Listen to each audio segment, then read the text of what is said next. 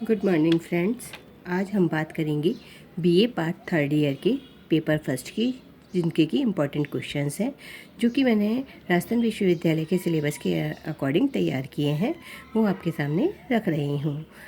आशा करती हूँ कि आप इनका लाभ उठा सकें। तो फ्रेंड्स, जो हमारे 2 नंबर के प्रश्न हैं जिसे हम लघुत्तरात्मक प्रश्न कहते हैं, उनमें हमारे निम्न इम्पॉर्टेंट क्वेश्चंस माने जा रहे हैं।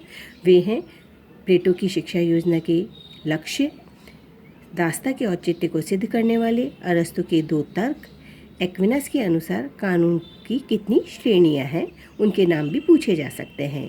मिकाइवली के द्वारा लिखित कोई 2 पुस्तकों के नाम, हॉब्स के द्वारा वर्णित प्राकृतिक अवस्था की विशेषताएं, साथ ही रूसो की सामान्य इच्छा की विशेषताएं, बेंथम के सुखवाद को किसने सुअरों के दर्शन कहा गया है, साथ ही मिल्क की स्वतंत्रता के प्रकार, मार्क्स ने वर्ग को किस प्रकार परिभाषित किया है, लास्की के अधिकार संबंधी विचार, प्लेटो के आदर्श राज्य के जो 3 वर्ग हैं जिसमें हम उत्पादक, शासक और सैनिक को लेते हैं, उन्हें भी पूछा जा सकता है।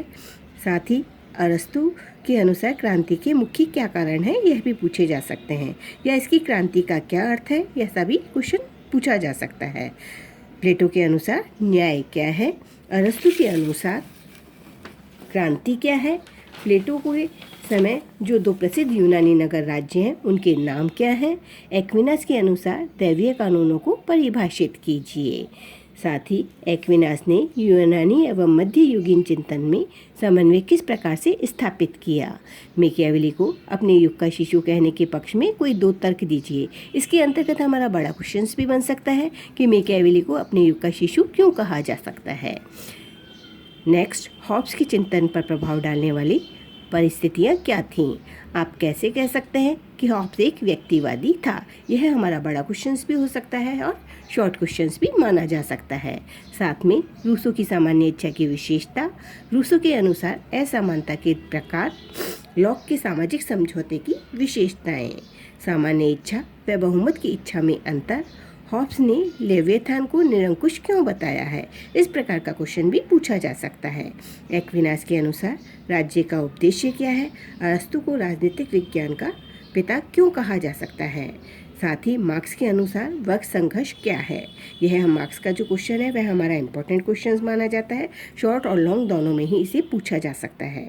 संरक्षक वर्ग की संपत्ति के खंडन के क्या कारण है, मार्क्स के समाजवाद की क्या विशेषताएं हैं, ऐसा भी पूछा जा सकता है। साथ ही ये ऑन लिबर्टी के लेखक कौन है, यह भी पूछा जा सकता है। मार्क्स के अनुसार अतिरिक्त मूल्य का क्या सिद्धांत है, बेंथम के अनुसार सुख दुख के कौन कौन से सूत्र हैं, बेंथम के द्वारा कानून में प्रस्तावित 2 सुधारों का उल्लेख, ऐसा क्वेश्चन भी पूछा जा सकता है। साथ में लास्की के द्वारा स्वतंत्रता के कौन कौन से प्रकार बताए गए हैं, इस प्रकार के प्रश्न पूछे जा सकते हैं 2 नंबर के अंतर्गत। जहां हमारी बात आती है 5 नंबर के क्वेश्चंस में, उसमें हमारे कुछ इंपॉर्टेंट क्वेश्चंस बन रहे हैं, जैसे प्लेटो के आदर्श राज्य की विशेषताओं का उल्लेख कीजिए, प्लेटो के पत्नी एवं संपत्ति के साम्यवाद के को सिद्धांत से क्या तात्पर्य है, ऐसा भी क्वेश्चन आ सकता है। नेक्स्ट, मनुष्य एक सामाजिक प्राणी है, अरस्तु के अनुसार स्पष्ट कीजिए।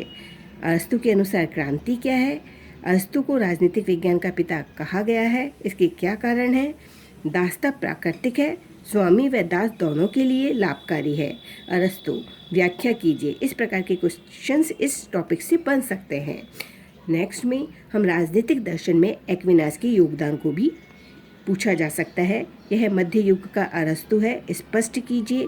साध्य व साधनों का औचित्य, जिसमें मैकियावेली के विचारों को स्पष्ट कीजिए, ऐसा भी पूछा जा सकता है। प्राकृतिक विचारों पर लॉक के विचार बताइए।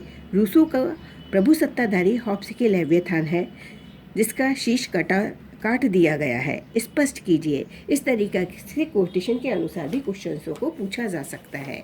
हमारे निबंधात्मक प्रश्न के अंतर्गत निम्न प्रश्न है जो कि इम्पोर्टेंट माने गए हैं राजस्थान विश्वविद्यालय के सिलेबस के अनुसार, और अगर हम इनका अध्ययन करेंगे तो हमें लाभ भी प्राप्त होगा। जिसमें महत्वपूर्ण क्वेश्चंस माने जा रहे हैं। प्लेटो का न्याय सिद्धांत क्या है, इसका आलोचनात्मक वर्णन कीजिए। यह हमारे 20 नंबर के क्वेश्चंसों में पूछा जा सकता है। प्लेटो का आदर्श राज्य व उप आदर्श राज्य संबंधी विचारों की विवेचना कीजिए। अरस्तु के आदर्श राज्य की प्रमुख विशेषताओं का विस्तार पूर्वक वर्णन कीजिए। साथ ही क्रांति पर अरस्तु के विचारों को स्पष्ट कीजिए। एक्विनास मध्य युग का अरस्तु है, टिप्पणी करिए। मानव स्वभाव एवं नैतिकता के संबंध में मैकियावेली के विचारों का मूल्यांकन कीजिए। जहां हमारा हॉब्स लॉक्स रूसो का क्वेश्चन आता है, उसमें इनका सामाजिक समझौता सिद्धांत सबसे महत्वपूर्ण माना जाता है और वो भी पूछे जाने की संभावनाएं हैं। हॉब्स लॉक्स रूसो के सामाजिक समझौता सिद्धांत की विवेचना कीजिए। साथ ही रूसो की सामान्य इच्छा भी हमारा एक महत्वपूर्ण क्वेश्चन बन रहा है। बेंथम के उपयोगितावाद के आधारभूत सिद्धांतों की व्याख्या कीजिए और लास्की के राजनीतिक विचारों की विवेचना कीजिए। ये साथ में मार्क्स के जो सिद्धांत है उसमें हमारा अतिरिक्त मूल्य का सिद्धांत या मार्क्स के जो चारों ही सिद्धांत है, जिसे हम द्वंद्वात्मक भौतिकवाद के नाम से जानते हैं, इतिहास की भौतिकवादी व्याख्या के नाम से ही जानते हैं, वर्ग संघर्ष के सिद्धांत के नाम से जानते हैं। ये सारे ही जो सिद्धांत हैं जिन्हें हम 4 महत्वपूर्ण सिद्धांत मानते हैं, द्वंद्वात्मक भौतिकवाद, इतिहास की भौतिकवादी व्याख्या, वर्ग संघर्ष और अतिरिक्त मूल्य का सिद्धांत, ये चारों ही हमारे इम्पोर्टेंट सिद्धांत हैं। इनको भी पूछे जाने की संभावना बन रही है। तो फ्रेंड्स, आशा करती हूँ कि आप इन क्वेश्चंस को अपनी स्टडी में शामिल कर लेंगे तो आपके जहाँ तक है एग्ज़ाम के अकॉर्डिंग सिलेबस कवर हो जाएगा और आपके अच्छे मार्क्स आने की संभावना है। All the best. Thank you very much.